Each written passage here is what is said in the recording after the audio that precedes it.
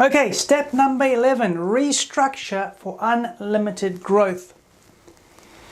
Here's what most businesses find themselves trapped in, this cycle they can't get out of. They're exchanging time for money. And if you ever want to grow or be unlimited growth or get out of cash flow problems and stress and overload, you've got to stop this cycle. You've got to restructure your business to get out of this cycle. How do you start to do this? Number one, you've got to focus on tasks to maximize sales. I spoke about this earlier. The only time you ever make money in business is at that point of transaction. Anything you're doing outside of that just doesn't work. You're not making money. You're causing yourself stress overload, work overload, low profits, low sales. So you've got to eliminate tasks that erode profits, cash flow, time.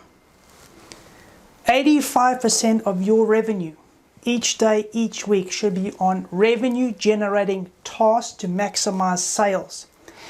And 15% should be focused on the non-revenue generating tasks. Now I mentioned this before, this does not happen in 5 minutes. This is a process we work through together to get to that outcome. But you have to have a clear goal in your head, otherwise you're never going to get there.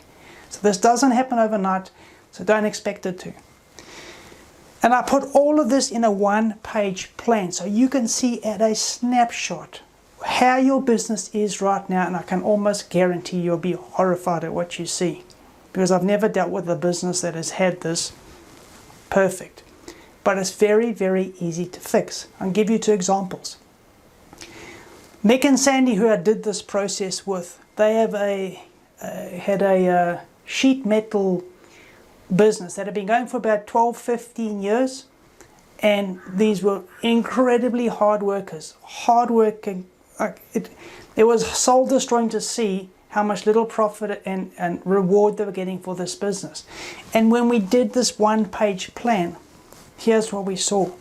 Of the revenue generating tasks which we analyzed versus the non-revenue generating tasks, 93% of their day was sitting in the non-revenue generating tasks. 7% is focusing on sales. No wonder they're in that position. So within just 6 weeks, we transformed this around, restructured, put their focus on the cash, and they increased sales by, I think it was $50,000. The testimonials on my website with them for you to look at. The second example was a doctor I'm working with in Melbourne. He's got anti-aging clinics. And again, when I looked at this business, because he's a doctor and he's got staff, he was overloaded with staff, all doing non-revenue generating stuff. But this is a business. And so naturally what people do is they gravitate to what they're comfortable with. Being comfortable doing the wrong things does not fix or improve your business. So the first thing I did was look at the structure and restructure this business and put his focus as a business person, not as the doctor, on maximizing sales. And that one restructure, that one session, added $54,000 profit. Not sales, not new customers, not some fancy marketing thing, because of restructuring overheads in his business. There's gold in your businesses, you just got to know where to look and know what to do. This is one of the most profound things, because what most people in businesses do, they always want to chase the sales. How do I have fancy marketing? I want to do all the improved websites, digital marketing. But this is the side of looking at your overheads, your structure. That's also vital for profitability. This is also vital for your time, your quality of life, and less stress, more time, working more, working less but earning more. This is the secret to how you do that. Okay, step number 12. Transition from being self-employed to becoming a business owner. Now this may come as quite a shock to some of you, but just because you've had a business that's been going for 20 years, you've got $50 million turnover, and you've got 150 staff, doesn't mean you're a business owner. I learned this a very hard way. In my first business, even though I had 65 staff, I was doing $12 million turnover, and I had been in business for 5 years. I was not a business owner as I thought I was with all that fancy stuff going on. I was in fact still self-employed. Why?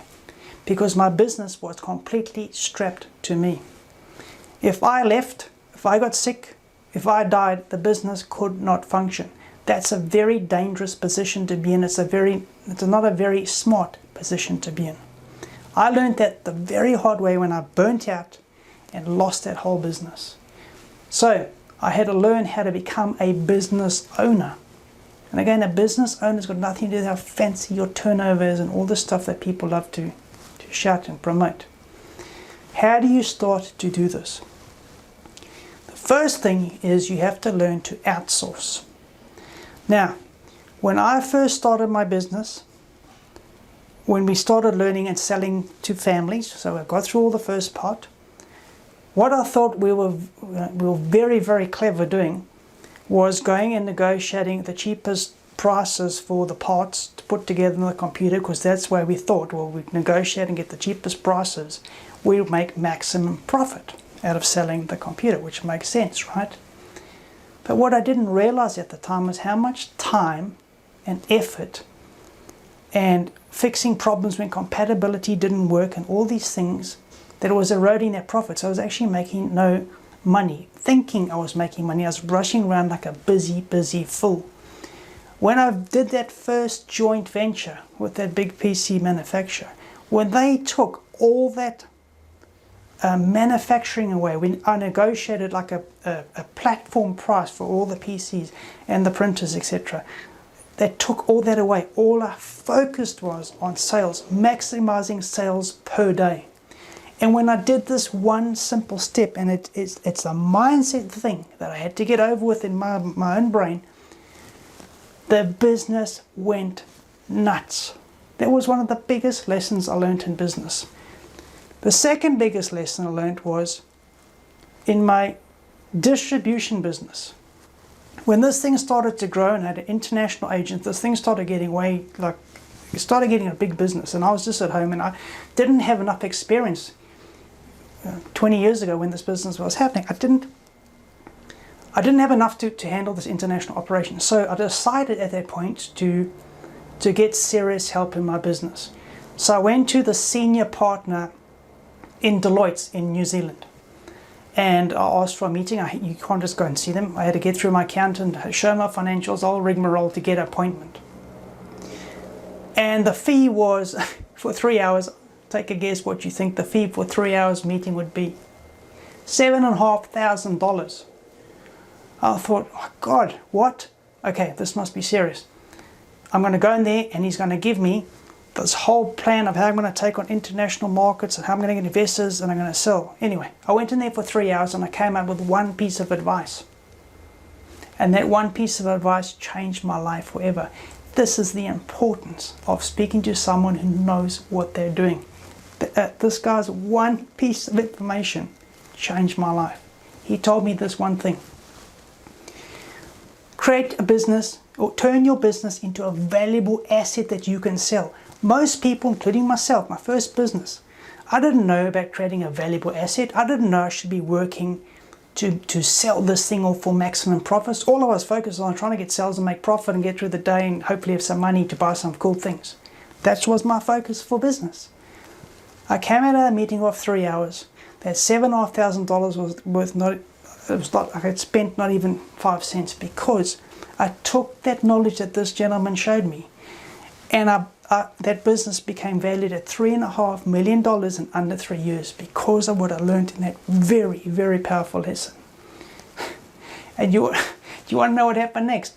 I came out of that meeting and he said, if you want me to help you for the next 3 months, this is what my fee is going to be to put this plan together for you. Can you guess what that fee was? Take a guess. $140,000 for 3 months. My business was doing really, really well, but if I took $140,000, that was my entire profit, everything I made for that first 1.5 years. And I thought, if I take this, it doesn't work, what am I going to do? I did it. It changed my life forever. Why? Because I was committed to building my business. I didn't see it as a hobby, and it paid off. The final thing, systems make you money in your business, not your products. All right. So if you don't have systems in your business, this is the module I teach you how to put systems into your business. Because if you ever want to grow and expand without killing yourself, you've got to have systems that make you the money. Your products go into the systems, your systems go out into the market. That's how your business operates. And when you do this, this is how you have more time and less stress in your life. This is the module that puts this all together for you.